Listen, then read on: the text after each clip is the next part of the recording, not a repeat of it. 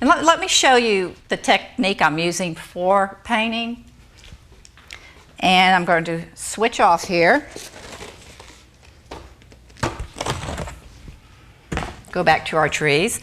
But what I'm doing is painting in shapes.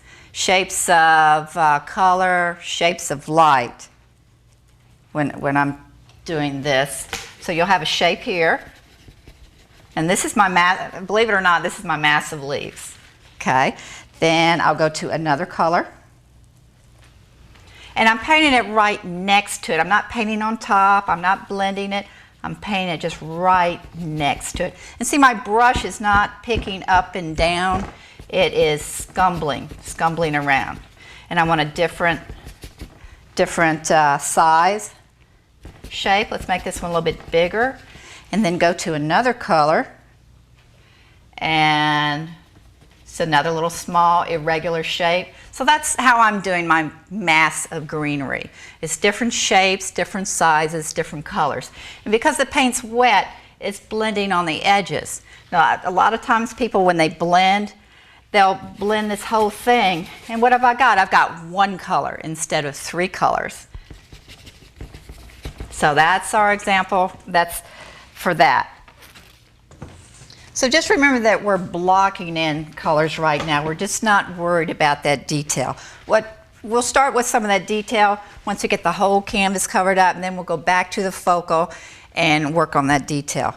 But for now, it's just shapes and blocks of light and color. Let's work on these azaleas here. So it's just a little back and forth.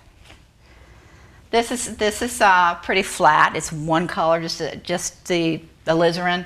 So I'm going to put the cad yellow on top, cad red on top. And then we have a little of the yellow. Let's see, now it's taken on a little life. Same here. A little cad yellow there, a little sunshine.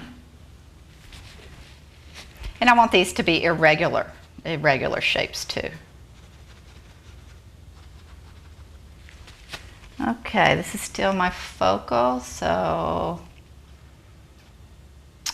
need a little more detail. I think I'm going to step back again, see where we're at.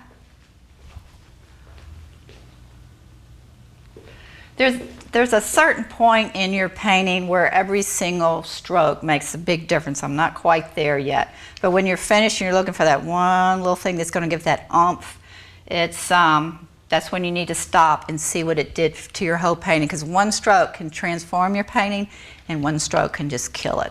But we're not quite there. I think we'll go ahead for a little added interest. I'm going to put that picket fence in, and how I'm going to do that is just take the paint away. It's little strokes. Let's see, it goes behind the tree. And see, look at that pretty bright color. Now we're really focusing in on this. And I guess we need some little, something to keep these things together, hook these things together.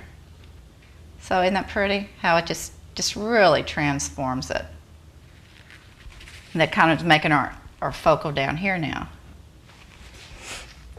And I think I like that. Rather than making this the focal, we'll just have a little focal area. It's really pretty color there.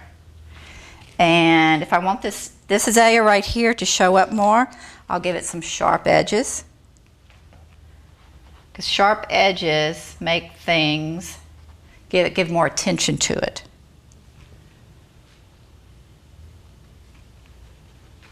And also, I think I paint how we see. For just this one split second, this is the focal area, and this is what's going to be in focus, and everything else is a blur. And I think that's why these paintings talk, because it might be exaggerated a little bit, but it's basically how we see, and that's why it talks to us.